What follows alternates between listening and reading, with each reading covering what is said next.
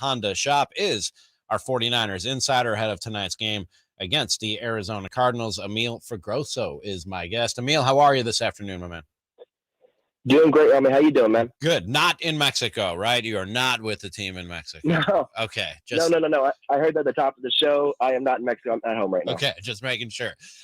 We've been talking Kings the first half hour of the show, and I asked if it's okay to be a little spoiled, and when we see what looks like an easy win on the schedule, to expect an easy win and be a little disappointed if it's not. I'm going to ask you the same question about the 49ers, because looking at tonight and looking at this Cardinals team that has been kind of bad this year, and Kyler Murray not playing, is it okay to be a little spoiled and look at this one and expect sort of an easy W on the national stage? Not at all, Rami. This is a Cardinals team that was rejuvenated under Colt McCoy last week. They actually got a win on the road against the Rams. And I think, frankly, they're better with Colt McCoy under center than Kyler Murray right now. There's just more structure with the team, and that's kind of the reason why he's kind of the leader in this locker room, it feels like, other than Kyler. So if you're expecting an easy win for the Niners tonight, I'd be pleasantly surprised. Why do you think it is? I was looking at some of the numbers, and the 49ers just 3-7 against Shanahan against Arizona since Shanahan took over. What do you think it is about this Arizona Cardinals team that seems to give the 49ers so much trouble? And Colt McCoy, he beat them last year, the last time these two teams met. Yeah, that's exactly the point. There's a bit of familiarity with the divisional rivalry there, and divisional games get a bit weird sometimes, and that kind of is what happened. And last time in November, around this time as well last year, they did the same thing. They ran the ball, they controlled the clock, and that's really the recipe against the Niners. That you can keep the ball away from them, you're going to have success. You know, I was me and Cattles, who he's off the rest of this week for Thanksgiving break. He's down in Virginia Beach. Looks lovely. I saw it on his Twitter account. He and I have been talking about the use of Christian McCaffrey since he came over, and specifically in the last game where we saw Elijah Mitchell get the bulk of the carries, 18-14, I think was the final count, and taking some issue with it. Although I have to step back from that a little bit. I found this stat today. Among the 7 players who've run at least 30 routes since McCaffrey joined the team, because he comes out of the backfield a lot and is a factor in the passing game, he leads the way in terms of targets per route at 32.1%. Quite frankly, you don't want to burn him out the way that they did in Carolina. I'm backing off and kind of support the way that they've used Christian McCaffrey since they brought him over. What have you thought of that? You know, we were all curious in the media section how they were going to use McCaffrey with Elijah Mitchell coming back. You know, Elijah Mitchell was the premier running back last year, coming out as a rookie, and now they're back and together, and you saw a big timeshare between the two, and I think that kind of continues. They might as well ride the hot hand as well. If McCaffrey starts going off, they'll keep feeding the ball to McCaffrey. If Mitchell starts going off, they'll keep feeding the ball back to Mitchell. It's just a hot hand approach to this team because they have so many offensive weapons on that side of the ball.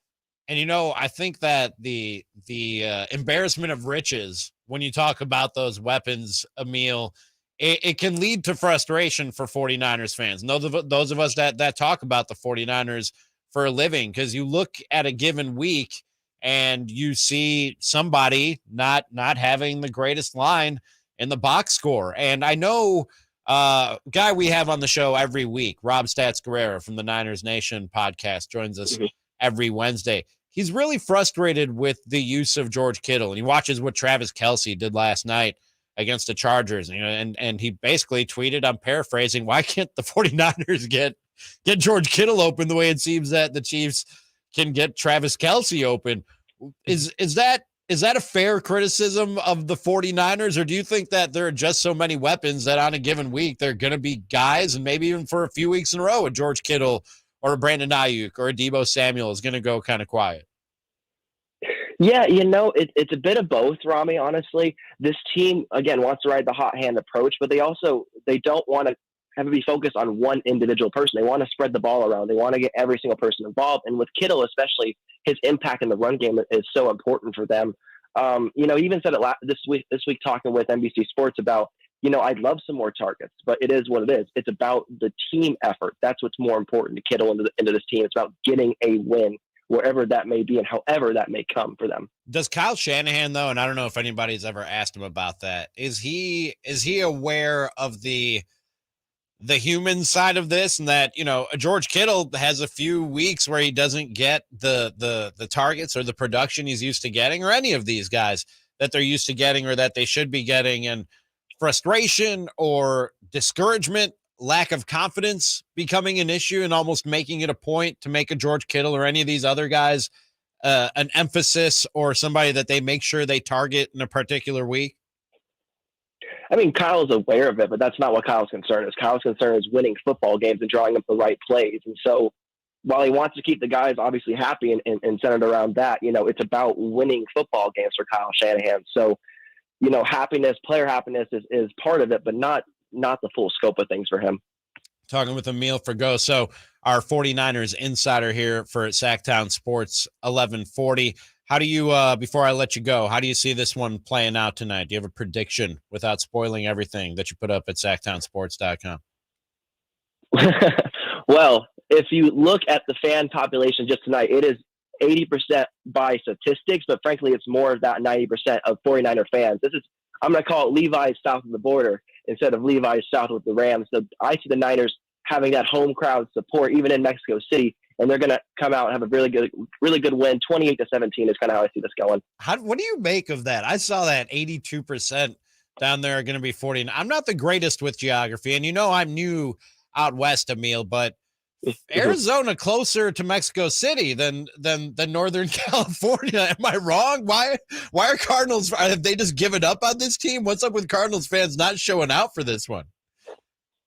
Obviously there's connections from Mexico to California, a little more so than Arizona. And as well, George Kittle is very prominent in wrestling and with luchador wrestling as well. He wears a luchador mask. Really? He wore it into the stadium today. Yeah, he loves wrestling, and he loves the luchador wrestling as well. And so the 49er fans in Mexico love George Kittle because of that. He is one of their top selling jerseys in the whole country. It's just George Kittle. Wow. I knew he was big into the wrestling. I didn't know he was a big luchador guy. That's and so I guess he has a following down there for that. That's pretty cool too.